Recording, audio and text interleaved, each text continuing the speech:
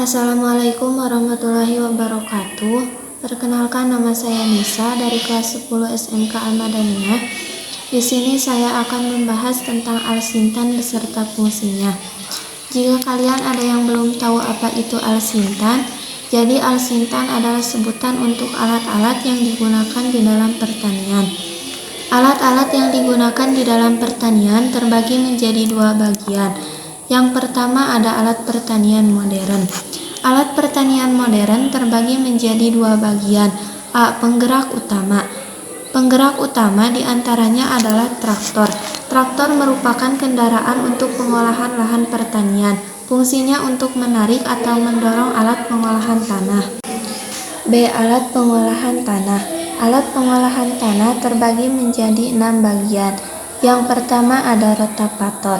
Rotavator digunakan untuk pengolahan tanah sebelum penanaman. Yang kedua ada kultivator. Fungsi kultivator adalah untuk mengolah tanah sekunder. Yang ketiga ada bajak singkal. Fungsi bajak singkal adalah untuk membolak-balik tanah. Yang keempat ada garu sisir. Alat ini digunakan setelah penggunaan bajak singkal. Yang kelima ada garu piring. Fungsi garu piring adalah untuk mengolah tanah sebelum ditanami oleh tanaman pertanian. Yang keenam ada bajak subsoil. Bajak subsoil biasanya digunakan untuk memecah bongkalan tanah yang keras. C. Alat tanam. Alat tanam terbagi menjadi 3 bagian. Yang pertama ada mesin penanam padi.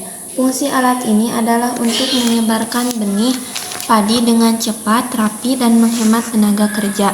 Yang kedua ada mesin penanam jagung. Fungsi alat ini adalah untuk melakukan proses penempatan benih atau biji dengan kedalaman tertentu. Yang ketiga ada mesin penanam kentang. Alat ini bekerja dengan cara ditarik atau didorong oleh traktor. Alat ini dapat menjelajahi area sawah yang luas dan memberikan kecepatan yang lebih baik dibanding tenaga manusia. D. Alat pemupukan dan pengendalian hama.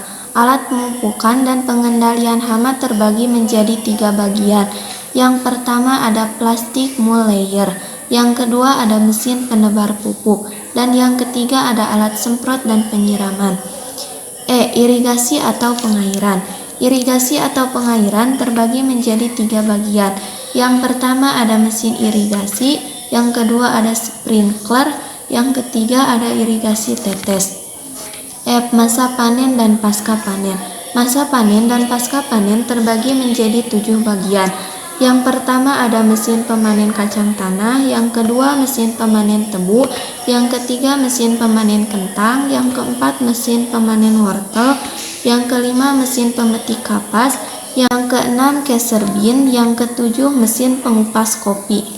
Yang kedua ada alat pertanian tradisional.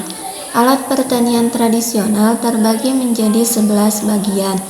Yang pertama ada cangkul.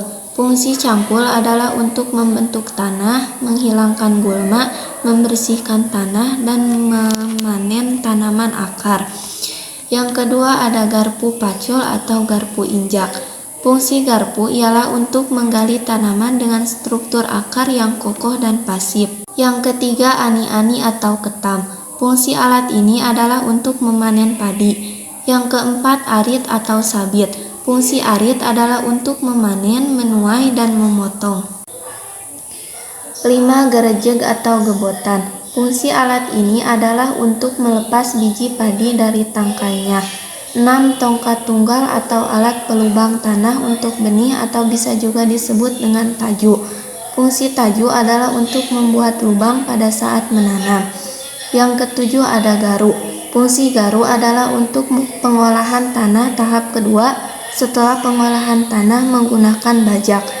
Yang kedelapan ada bajak atau luku. Fungsi luku adalah untuk mengolah tanah sebelum ditanami. Yang kesembilan ada parang. Fungsi parang adalah sebagai alat potong atau alat tebas kala pemakainya keluar masuk hutan. 10. Ada gosrok. Fungsi gosrok adalah untuk menyiangi gulam rumput yang berada di sela-sela tanaman padi. Yang ke-11 ada penggaris sawah. Fungsi alat ini adalah untuk memberi batas atau jarak antar tanaman padi.